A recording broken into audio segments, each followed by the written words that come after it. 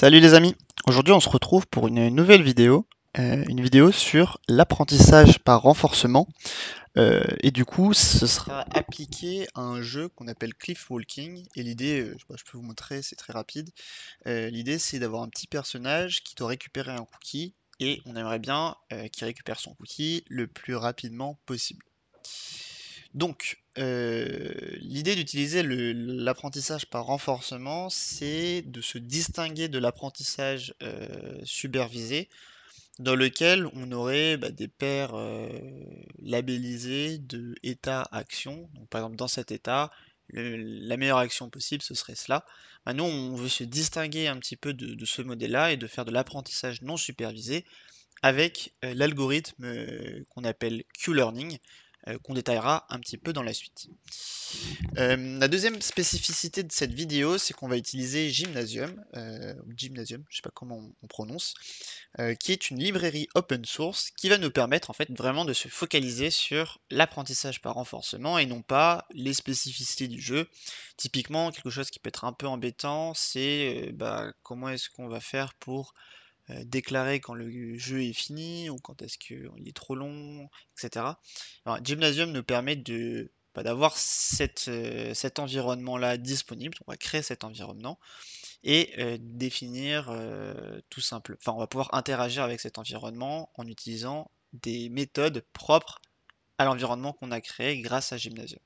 Donc l'idée, c'est vraiment de s'affranchir de toutes les spécificités du jeu et de se concentrer sur l'algorithme pour résoudre ce jeu le plus rapidement possible et surtout que ça converge vers la solution optimale.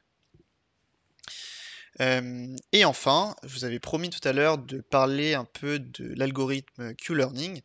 Alors l'algorithme Q-learning, c'est un peu l'algorithme de base du reinforcement learning et l'idée c'est de créer un agent qui, dans un environnement précis, donc dans un game state précis, va choisir l'action qu'il considère la plus la, la meilleure action qui soit. Et comment est-ce qu'il va faire ça? Eh bien, il va regarder un dictionnaire qui s'appelle Qtable. Et ce dictionnaire va, en fait, il va storer l'intégralité des game state actions qu'il a rencontrées précédemment. Et donc, euh, lorsqu'il va explorer les routes et le game state, eh bien, il va pouvoir mettre à jour cette Qtable et s'y référer plus tard pour tout simplement résoudre le jeu le plus rapidement possible et vers la solution optimale. Donc sans plus tarder, je vous invite à prendre connaissance de ce jeu. Donc comme vous pouvez le voir, on a 38 cases, mais en réalité la taille de l'observation space est de 36 parce que on ne peut pas aller, on commence à la case 3,0 et on ne peut pas se déplacer sur l'intégralité du cliff qui se trouve entre la position 1 et la position 10. Et donc, une petite visualisation du chemin optimal, ce serait cela. Donc on monte une fois, on va 10 fois à droite, et on descend une fois. 10 ou 11 fois à droite, pardon, et on descend une fois. On pourrait imaginer d'autres façons, sachant qu'il y a une pénalité lorsqu'on se prend le mur, ce serait juste de monter 3 fois, aller 11 fois à droite, puis descendre 3 fois. Mais, comme vous pouvez vous en douter, on fait un petit peu plus d'actions, donc c'est moins optimal. Donc sans plus tarder, je vous propose d'aller coder cet agent de Q-Learning. Donc on va l'appeler Q-Learning Agent. Et on va définir, on va tout simplement initialiser cette classe. Donc en entrée, on va forcément avoir quelques arguments à mettre. Donc il nous faut avoir l'environnement dans lequel il va pouvoir interagir. Et donc, c'est les action space et l'observation space. L'action space, c'est vraiment les actions que l'agent peut réaliser dans un état donné.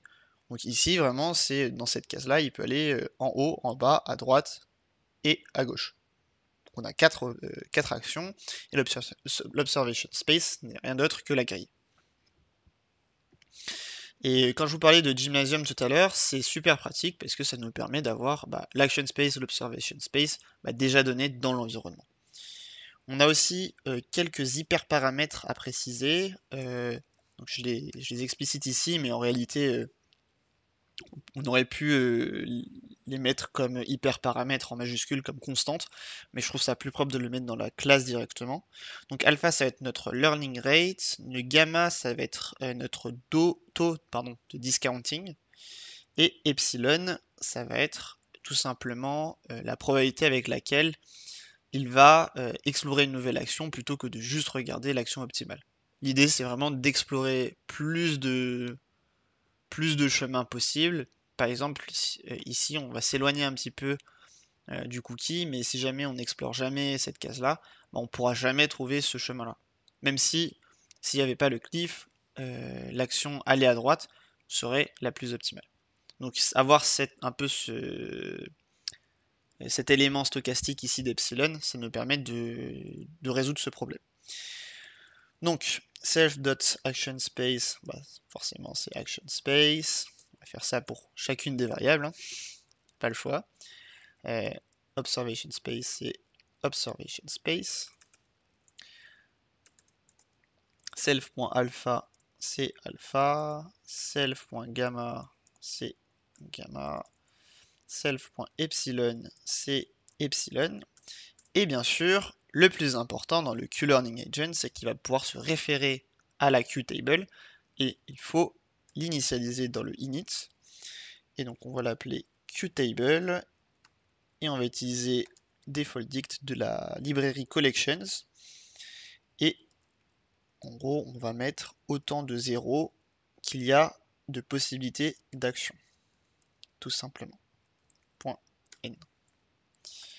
Très bien. Donc une fois que ça c'est fait, notre agent, il doit à un moment donné pouvoir sélectionner des actions. En fait, peut-être pour que ce soit plus clair, je vais commencer par définir la fonction de notre train agent, donc, qui va prendre l'environnement, un agent et un nombre d'épisodes.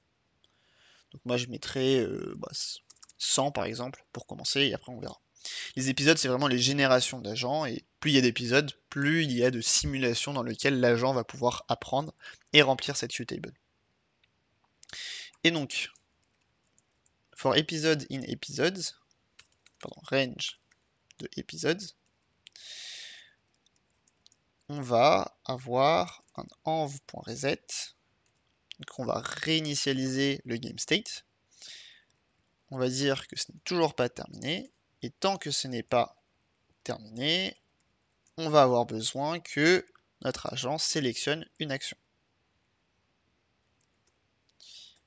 Et bien sûr, du coup, on va pouvoir récupérer le nouvel objet, le nouveau game state. Sa reward le fait si c'est terminated ou pas. Et je sais plus trop ce que c'est les deux derniers arguments, mais c'est pas très important. Et on va pouvoir updater en fonction de cette nouvelle action l'environnement, le game state. Donc à partir de ça, vu qu'on a la reward, on a le fait que c'est terminated ou pas, et on a le nouvel objet, le nouvel game state, on va pouvoir updater notre agent. OBS, action reward terminated, next OBS. Et donc on va updater aussi notre GameState en remplaçant OBS par NextOBS. Une fois que ça c'est fait, que tous les épisodes sont faits, on peut renvoyer l'agent. Donc, à partir de ça, on a besoin de définir deux actions, donc deux méthodes, pardon. La méthode getAction, qui va prendre self et OBS, mais aussi, bien sûr, et peut-être la fonction la plus importante, def update, qui va prendre self, OBS, action reward, terminated et next OBS, et qui va tout simplement mettre à jour la QTable avec cette formule-là. Donc sans plus tarder, getAction, qu'est-ce qu'il fait? Qu'est-ce qu'il fait? Eh bien, comme je l'avais dit tout à l'heure, on va faire un random.randint, enfin random.uniform 0,1. Et si jamais il est plus petit que epsilon, eh bien on va faire une action, self.epsilon, on va faire une action random. Donc on va faire self.action, action space, .sample.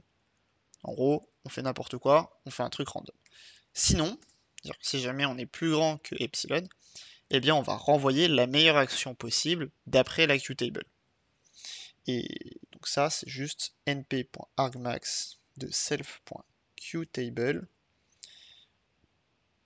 et str de obs. Parce qu'on store que des strings, et donc pour qu'il n'y ait pas d'erreur, on met toujours des strings. Donc ça, c'est fait. Maintenant, il nous suffit de définir la fonction update. La fonction update, c'est... déjà, on fait str de obs, str de nextOBS. Et la best next action, ce n'est rien d'autre que np.argmax de self.qtable de next obs. C'est bien ça. Donc ça, c'est la best next action. On se réfère à la qtable. Très bien. Et donc ça va nous permettre de mettre à jour la qtable avec cette formule-là. Et donc ça, c'est juste self.qtable obs de l'action plus égal. Donc c'est ce même objet plus self.alpha fois target. Pour que ce soit plus simple, on va l'appeler target. Et cette target, qu'est-ce que c'est? C'est ce qu'il y a à l'intérieur de ces crochets. Donc c'est la récompense plus self.gamma fois np.argmax de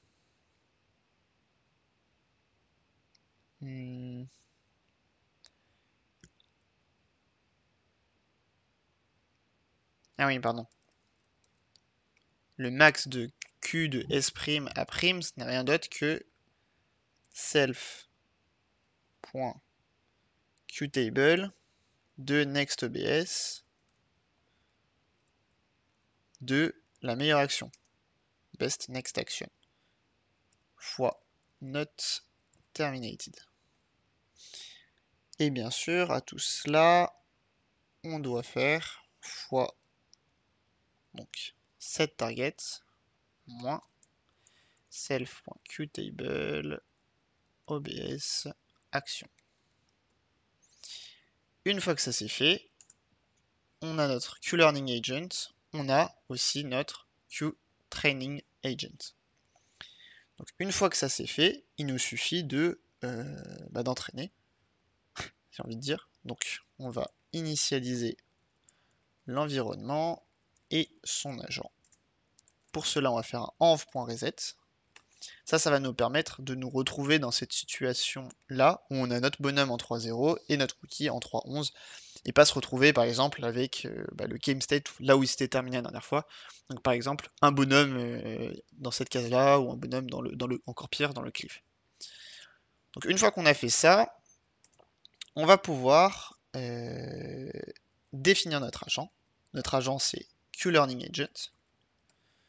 Et donc, si je me réfère à ce qu'il y a, ça va être Action Space, Observation Space, Alpha, Gamma, Epsilon, qui sont déjà fixés, donc on ne va pas les remettre. Donc, comme je vous l'avais dit, l'intérêt d'utiliser Gymnasium, c'est de pouvoir avoir directement l'Action Space et l'Observation Space dans l'objet environnement. L'environnement qui est là, comme vous pouvez le voir, on le définit ici, et on peut réutiliser ces attributs pour définir notre agent. Une fois que ça c'est fait, on va pouvoir tout simplement train cet agent. Donc on a besoin de l'environnement et du nom de l'agent, et le nombre d'épisodes, on va pouvoir le mettre à 100 au début, et on va pouvoir voir si jamais il performe bien ou non, et l'augmenter peu à peu. Et donc la classique, on a besoin de reset cet environnement une fois qu'on a fini de le train. Step list,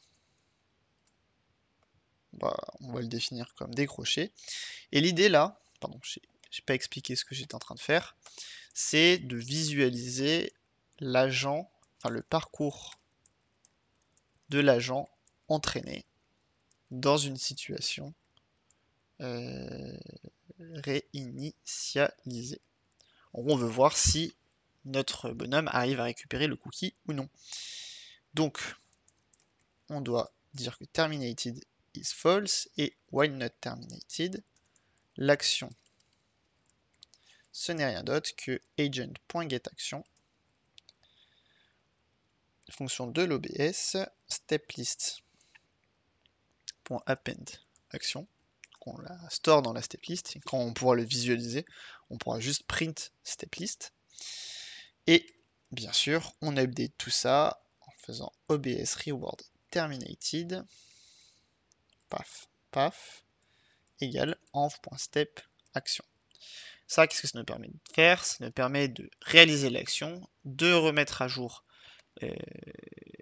l'environnement, le game state si vous préférez, et cela nous permettra aussi de voir si c'est terminé ou non, parce que si on a le cookie, on peut s'arrêter là. Et enfin, on peut print cette step list. Hop, ça c'est notre réponse. Comme vous pouvez le voir, elle n'est pas forcément optimale. Mais du coup, si je récupère ici le petit code pour plot l'animation, on peut voir qu'il fait un petit aller-retour, mais qui récupère le cookie. On peut voir si, par exemple, à 10, avec 10 épisodes seulement d'entraînement, est-ce qu'il performe bien ou non.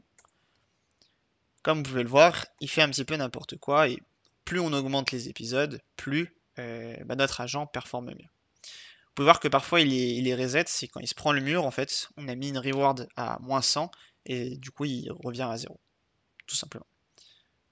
Donc, je pense qu'on peut l'arrêter parce que la liste me paraît un peu grande, mais vous avez compris l'idée, et je sais pas moi, si on met 900 par exemple, est-ce qu'on arrive à converger?